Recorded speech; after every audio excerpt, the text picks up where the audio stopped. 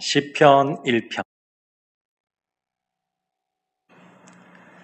이 시편 1편을 보게 되면 그 첫 번째 단어가 아주 특별한 단어로 시작을 하게 됩니다. 우리 한글 성경에서는 복 있는 사람은 이렇게 시작을 하는데 히브리어에서는 아슈레라고 하는 단어로 시작합니다. 이 복이라고 하는 단어의 복수형인데 무슨 뜻이냐면 당신은 복 있는 사람입니다. 당신은 행복한 사람입니다. 당신에게 그와 같은 기쁨이 있기를 원합니다. 그런 뜻이거든요. 성경에 여러 군데에서 나오는데 사람을 만났을 때 인사할 때도 쓰여집니다. 옆에 계시는 분을 사랑 가득한 눈을 가지고 그리고 정말 잘 되길 원하는 마음으로 아슈레, 당신에게 복이 있습니다. 당신은 행복한 사람입니다. 이렇게 하면 인사 한번 할까요? 아슈레, 당신에게 복이 있습니다. 당신은 행복한 사람입니다.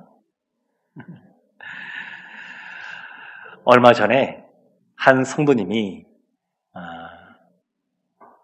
창세기부터 끝까지 성경을 필사를 다 하셨다는 이야기를 들었습니다. 연세가 좀 있으셔서 아마 좀 눈도 좀 침침하고 그럴 텐데, 그리고 쓰다 보게 되면 이 볼펜으로 쓰다 보게 되면 손가락도 아프고 그럴 텐데 2년 6개월 만에 다 썼다, 이런 이야기를 들었습니다. 근데 이 성경 필사도 참 많이 어렵지만 쉬운 것처럼 보이는 성경 일독도 생각처럼 쉽지가 않습니다. 여러 이유가 있겠지만 가장 먼저는 이 성경이 생각보다 두껍습니다. 그래서 처음부터 다 읽기가 만만치는 않은 것을 볼 수 있습니다. 그런데 이 성경은 어떤 내용이 기록이 되어 있냐면 하나님을 알고 하나님을 믿고 그래서 하나님의 자녀가 되는, 구원받은 백성이 되는 그러한 책이 이 성경입니다.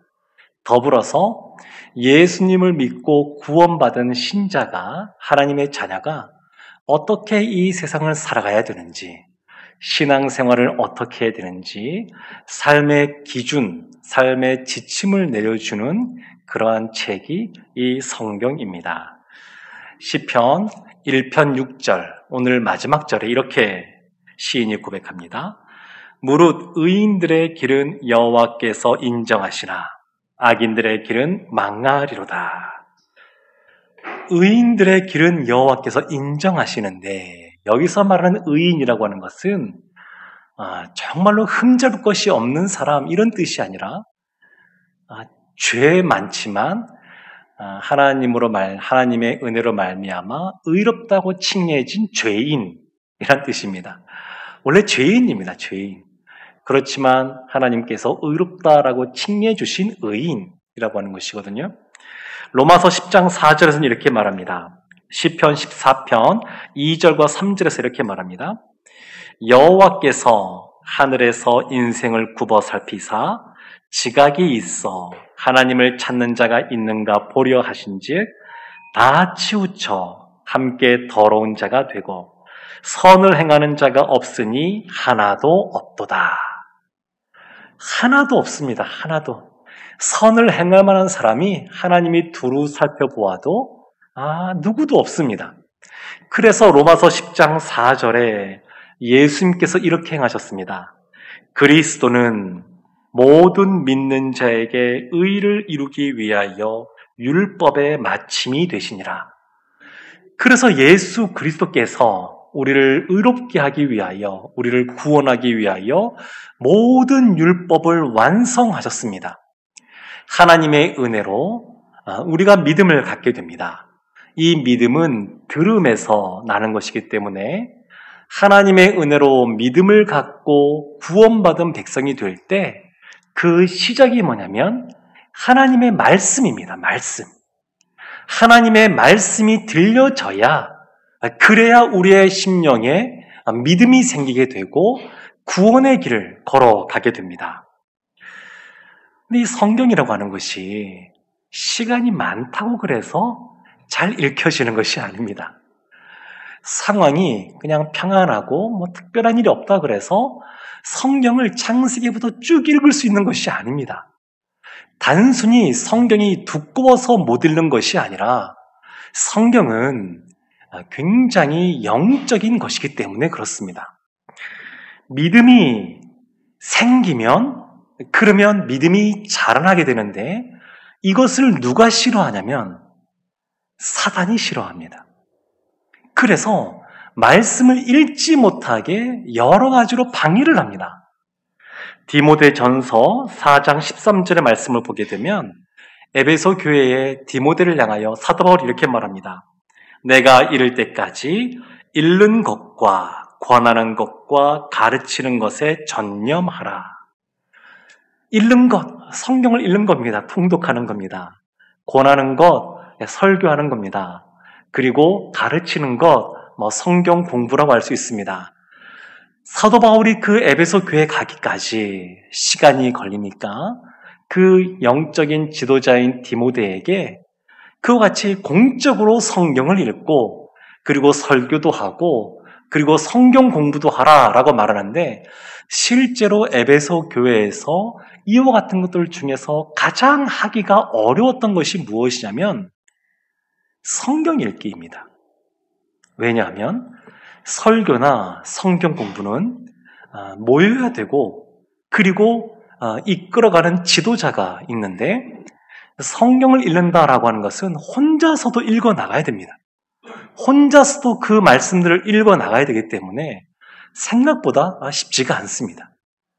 사랑하는 성도 여러분, 이 성경이라고 하는 것은 이와 같이 그냥 읽을 수 있는 것이 아니라 하나님의 은혜가 있어야 되고 그리고 이것은 영적인 전쟁 가운데 놓여진 일이라고 하는 것을 우리가 기억할 필요가 있습니다. 바라봄의 법칙이라고 하는 것이 있습니다. 우리 성도님들은 요즘 어느 것에 많은 관심이 있으십니까? 그리고 어디에서 또 많은 영향력들을 또 받고 계십니까? 큰 바위 얼굴처럼 무엇인가를 늘 바라보면 그러면 어느 순간 그 사람을 닮아가는 겁니다. 그 얼굴을 닮아가는 겁니다.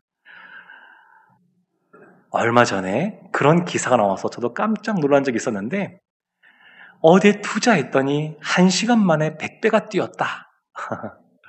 이런 기사를 보면 그런데 마음이 빼앗깁니다. 그런데 관심을 두면 그것을 바라보고 있으면 어느 순간 그것들을 꿈꾸게 되고 마음을 빼앗기고 영향을 받게 되어 있습니다. 1절 말씀을 보게 되면 이 복 있는 사람에 대해서 3가지를 이렇게 말을 합니다. 복 있는 사람은 악인들의 꾀를 따르지 아니하며 죄인들의 길에 서지 아니하며 오만한 자들의 자리에 앉지 아니하고 3가지인데 사실은 1가지이기도 합니다. 먼저는 악인들의 꾀를 따르지 않는 것, 그리고 죄인들의 길에 서지 않는 것, 오만한 자들의 자리에 앉지 않는 것, 점점 더 점증돼가는 점칭법이 사실은 나타나고 있습니다. 어떤 악한 것들에 대하여 유혹하는 사람들이 있을 때에 그때 그 사람의 유혹에 넘어가지 않는 것, 그 사람이 복 있는 사람이고, 근데 사람이라고 하는 것이 그 검은 데 옆에 있으면 같이 검어진다는 말이 있는 것처럼 그 옆에 있으면 어느 순간 죄의 유혹에 넘어가기가 쉽습니다. 그러면 어느 순간 이제는 누가 여러 가지 마약이라든지 또 다른 어떤 게임 중독이라든지 이런 걸로 끌어들이지 않아도 어느 순간 본인이 그와 같은 일을 행하는 겁니다. 그리고 시간이 지나면 이제 다른 사람을 그 유혹의 자리에 끌어들이는 겁니다. 예전에 보면 중학교 들어가고 막 그러면 선배들이 후배들 중에서 약간 좀 이렇게 부류가 비슷하다 싶은 사람을 불러가지고 담배를 권합니다. 피워봐라. 그것이 악인들의 꾀에 넘어가느냐 마느냐 그 상황이고요. 근데 어느 순간 넘어가게 되면 누가 권하지 않아도 혼자 핍니다. 그러다가 시간이 더 지나가게 되면 나중에 후배들을 또 불러가시고 권하는. 그러니까 이 악한 것이라고 하는 것은 바늘 도둑이 소도둑 된다라고 하는 속담처럼 처음부터 바로 소도둑이 되는 것이 아니고 대부분은 작은 것서부터 점점 더 이렇게 악한 것을 행하게 됩니다. 마음이, 양심이 점점 무뎌지고 그와 같은 일을 행하는 겁니다. 근데 여기서 보면 악, 죄, 오만 이렇게 말하지 않습니다. 악을 멀리해라, 죄를 짓지 마라, 오만하게 있지 마라 이렇게 하면 되는데 그렇게 하지 않고 악인들, 죄인들, 오만한 자들 이라고 말합니다. 왜 여기에서 사람을 붙였는가? 그것은 이 사람이 영향력을 주고받기 때문에 그렇습니다. 지금 이 죄와 관련하여서 복 있는 사람과 관련하여서 이와 같이 악을 행하는 사람들과는 거리를 두라는 겁니다. 죄를 행하는 사람들과는 거리를 두라는 겁니다.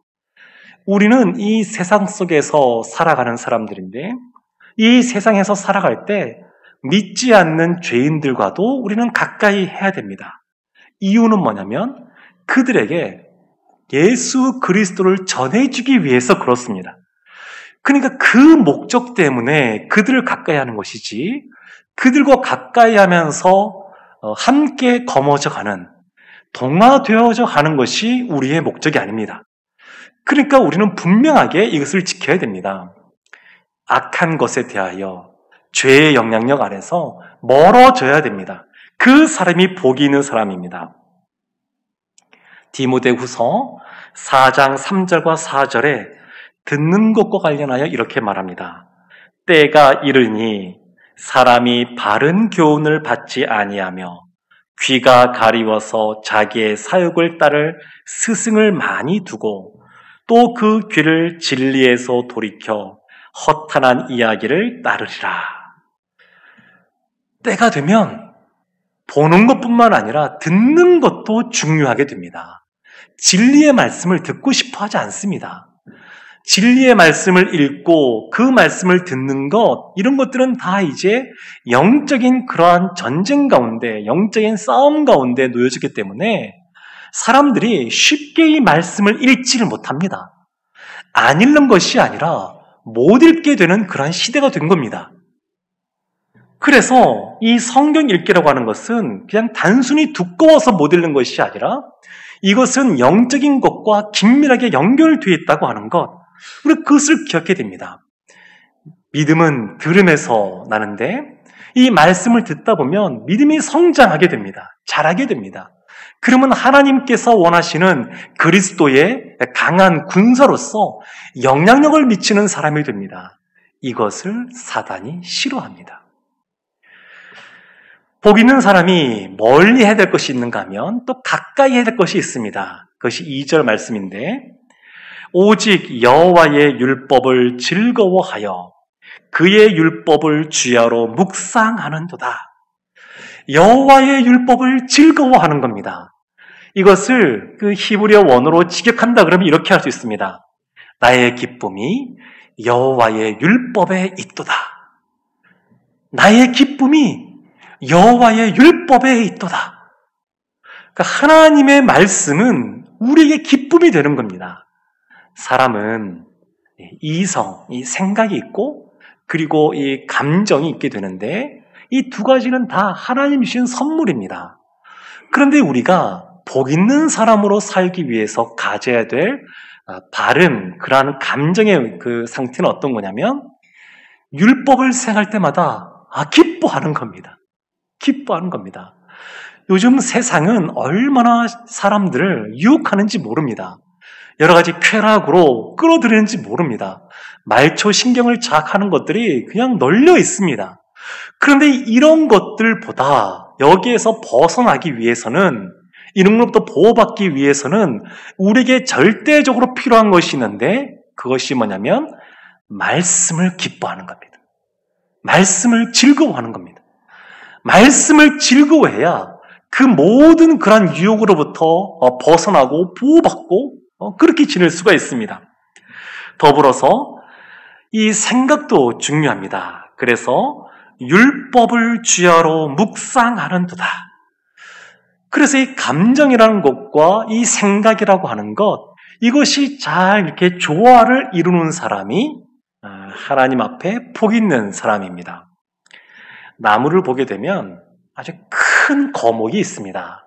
이 거목은 비바람이 몰아치고 폭풍우가 몰려와도 요동함이 별로 없습니다. 왜 그럴까요?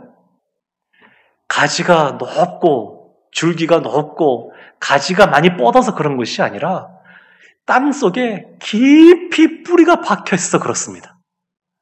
빙산을 보게 되면 그 위에 조금 보이지만 그 바다 밑속에 훨씬 큰 빙산이 자리하고 있는 것처럼 이 나무는 그 땅 속에 보이진 않지만 땅 속에 뿌리가 얼마나 깊이 박혀 있느냐, 여기가 중요합니다. 그래서 극심한 그러한 가뭄이 몰려온단다 할지라도 그 땅속 깊이 뿌리를 내리면 이 땅에 지하수가 있습니다. 땅이 그 빗물을 담고 있는 지하수가 있습니다. 그것을 끌어들여서 메마르지 않고 있을 수가 있습니다. 반면에 어린 묘목을 보게 되면 아직 뿌리가 얕습니다. 그래서 강한 비바람이 몰아치고 폭풍우가 몰려오면 심하게 흔들릴 뿐만 아니라 뿌리가 뽑히기도 합니다. 그래서 뿌리가 그 땅 위로 솟아오르기도 합니다. 그래서 이와 같이 어린 묘목들은 이러한 비바람과 폭풍 속에서 늘 흔들릴 때마다 나중에 다시 뿌리를 박으려면 또 다시 애를 써야 됩니다. 많은 에너지가 들어갑니다. 쉽지가 않습니다. 그래서 사람은 마찬가지로 뿌리가 깊어야 되는데 나무가 땅속으로 뿌리를 내린다 그러면 사람은 뿌리에 해당되는 부분이 머리라고 할 수 있습니다. 그래서 우리의 머리가 하늘을 향하여 뿌리를 내려야 됩니다. 하늘을 향하여 뿌리를 깊이 내려야 됩니다. 뻗어나가야 됩니다. 그래야 여러 가지 가뭄이나 비바람 속에서도 흔들리지 않습니다. 하나님이 주시는 은혜, 하나님이 주시는 그러한 영양의 공급을 받아야 흔들림 없이 살아갈 수가 있습니다. 아기들이 이제 기기 시작하고 걷기 시작하게 되면 보통 엄마 아빠들이 집에 문턱, 방 문턱 이런데 넘어져서 다치지 말라고 뭔가 이렇게 안전장치도 하고 그렇게 합니다. 근데 그 어릴 때에는 그 방 문턱이 정말로 큰 장애물이 됩니다. 신경이 쓰입니다. 그런데 어느 순간 그 아기가 자라기 시작하면 더 이상 그 방 문턱 때문에 염려하지 않습니다. 걱정하지 않습니다. 그런 것들은 문제도 더 이상 아닙니다. 원래는 문제거리였는데 더 이상 문제가 되지 않습니다. 왜 그러냐면 그 아기가 자랐기 때문에 그렇습니다.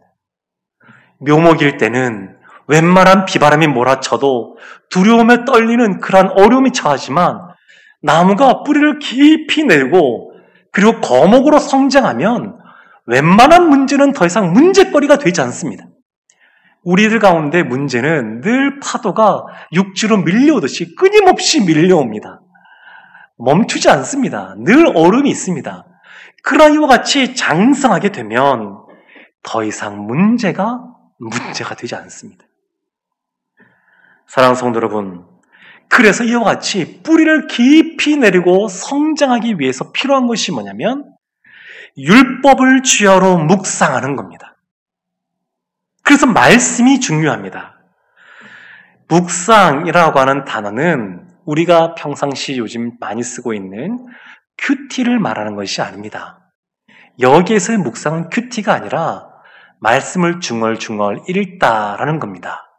말씀을 읽는 겁니다. 읽는 것. 그냥 읽어나가는 겁니다. 이것이 여기서 말하는 묵상입니다.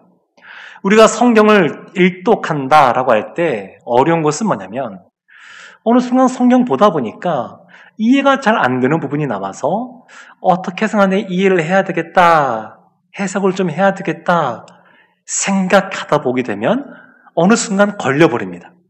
말씀을 읽어나가다가 이 말씀을 통해서 뭔가 내가 깨닫고 은혜 받기를 원한다라고 생각해서 말씀을 붙잡고 묵상하다 보게 되면 걸려지게 됩니다. 성경은 그냥 읽어나가면 됩니다. 그냥 읽으면 됩니다. 하나님이 우리들 가운데 말씀이 깨달아지기를 원하는 마음이 클까요? 아니면 우리가 하나님 말씀을 깨닫기 원하는 마음이 클까요? 우리가 말씀 보면서 하나님이 이런 분이시구나, 또 이렇게 하시는구나, 그것을 알고 깨닫기 원하는 마음보다 하나님이 우리에게 하나님이 어떤 분이신지, 그리고 하나님의 자녀로서 우리가 어떻게 살아가기 원하시는지 알려주고자 하는 마음이 훨씬 더 큽니다. 그래서 성경을 읽을 때 굳이 우리가 자세하게 몰라도 괜찮습니다. 그냥 읽어 나가면 하나님께서 어느 순간 이 말씀을 통하여 우리에게 말씀하시고, 그리고 이 말씀이 우리 가운데 이해되게 하십니다. 그래서 성경을 읽을 때에 너무 부담 갖지 말고 그냥 읽으면 됩니다.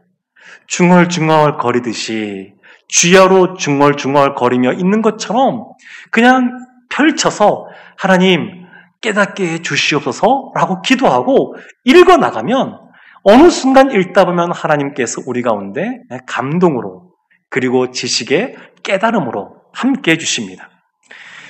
그래서 복 있는 사람은 이와 같이 죄의 영향이 있는 사람들로부터 멀어지는 것이고, 그리고 이 율법을 기뻐하고 즐거워하고 가까이 하는 사람이 복 있는 사람입니다.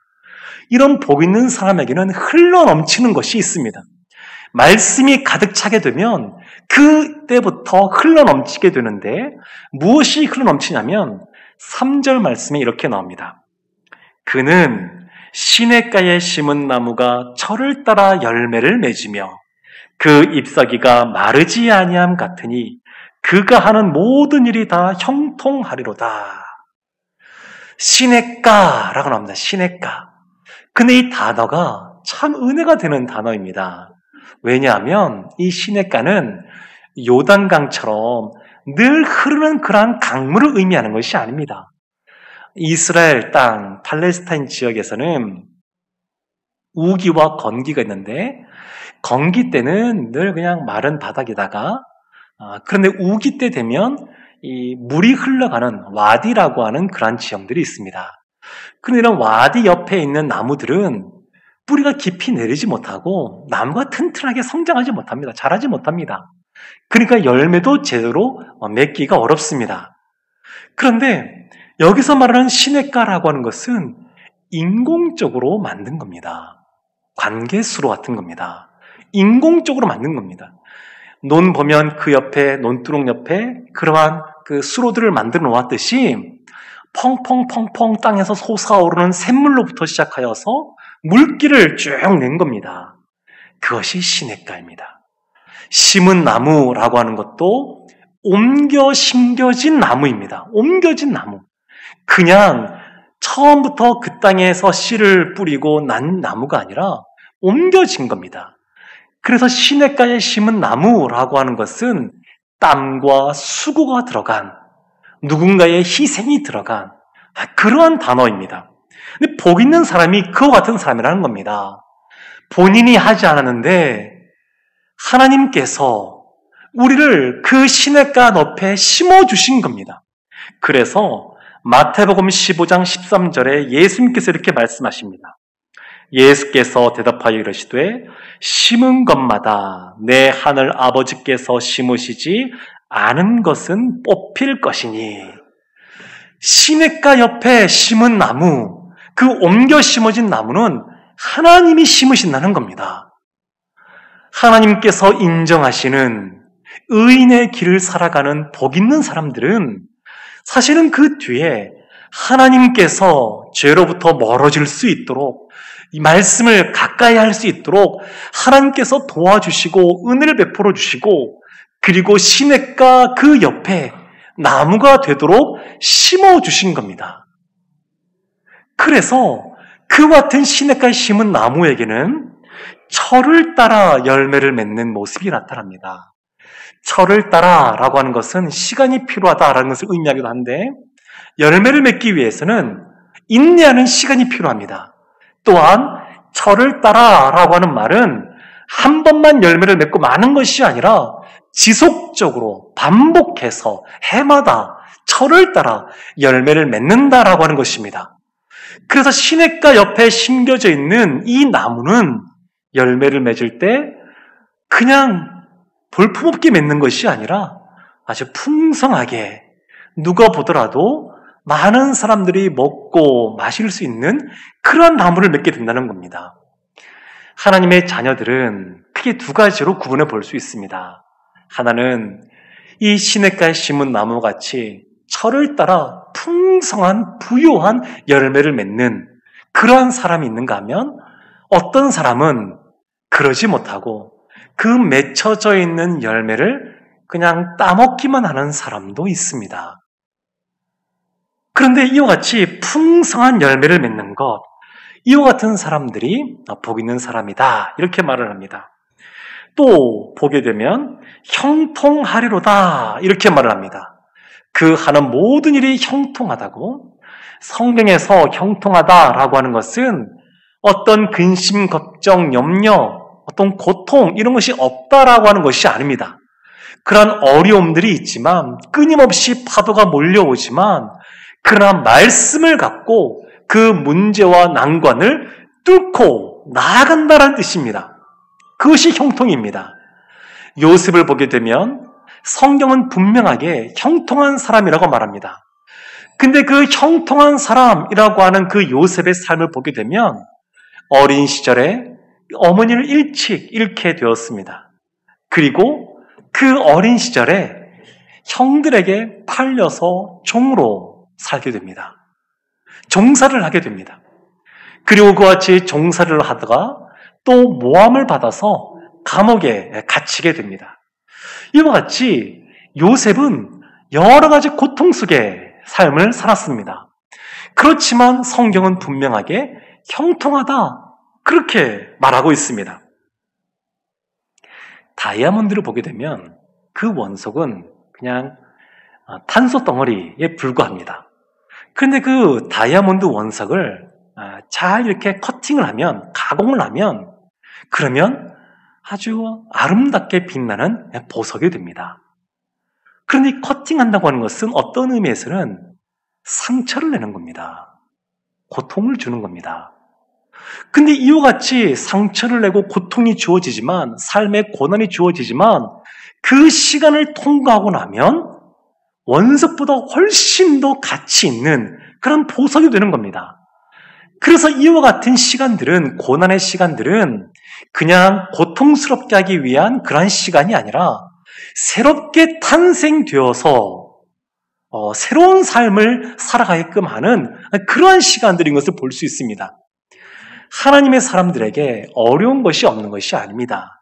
그러나 그때 말씀 붙잡고 하나님 뜻대로 살고자 결심하고 살아가게 되면 하나님이 함께 하시고, 그리고 하나님이 말씀을 통하여 능력을 주시고, 그래서 그 모든 것을 통과하여 진정 시냇가에 심은 나무같이 많은 열매를 맺게 하는 복 있는 사람이 되게 할 줄로 믿습니다. 신명기 보게 되면 아주 중요한 말씀 한 구절이 있습니다. 신명기 4장 10절에 이 자녀들과 관련하여 이렇게 말을 합니다. 내가 호렙산에서 내 하나님 여호와 앞에 섰던 날에 여호와께서 내게 이르시기를 나에게 백성을 모으라. 내가 그들에게 내 말을 들려주어 그들이 세상에 사는 날 동안 나를 경외함을 배우게 하며 그 자녀에게 가르치게 하리라 하시매. 하나님의 말씀이 들려질 때에 하나님을 경외하도록 그것을 배우도록 하겠다 이렇게 말씀하고 계시고, 또 하나 너희들이 배운 그 말씀을 자녀들에게 가르치라 그렇게 말하고 있습니다. 자녀들이 하나님의 말씀을 배우면 하나님을 경외하는 사람들이 됩니다. 우리가 성경을 읽을 때에 우리가 홀로 읽는 것도 너무너무 귀하고 아름다운 모습이지만, 그러나 그것을 우리의 자녀들과 손주들과 함께 읽는다 그러면 그것은 더 큰 유익이 있습니다. 우리의 자녀들이 진정 복 있는 자녀가 되기 원한다 그러면 말씀을 같이 읽으시기 바랍니다. 유명한 일화 중에 가나안 농군학교에 김용기 장로님이라는 분이 계셨었는데 그 장로님이 그의 아들에게 하루는 트럼펫을 사오라고 시켰습니다. 그리고 사오니까 내일 아침부터 당장 트럼펫을 불라라고 또 지시를 내렸습니다. 그 아들이 하는 말이 아버지, 저는 트럼펫을 배운 적이 없습니다. 그랬더니 아버지가 하는 말씀이 트럼펫을 처음 만든 사람도 있는데 너는 그냥 불기만 하면 돼. 그렇게 말했다는 겁니다. 성경을 다 쓴 사람도 있는데 성경을 그냥 읽기만 하면 됩니다. 어렵지 않습니다. 그냥 읽으면 됩니다. 루터가 종교개혁을 일으킬 때에 어떻게 그 종교개혁이 시작됐냐면 말씀을 읽다가 깨닫게 된 겁니다. 구원은 믿음으로 얻는 것이구나. 믿음으로 살아가는 우리들이 말씀을 읽으면 그 말씀 때문에 순종의 삶을 살아가게 됩니다.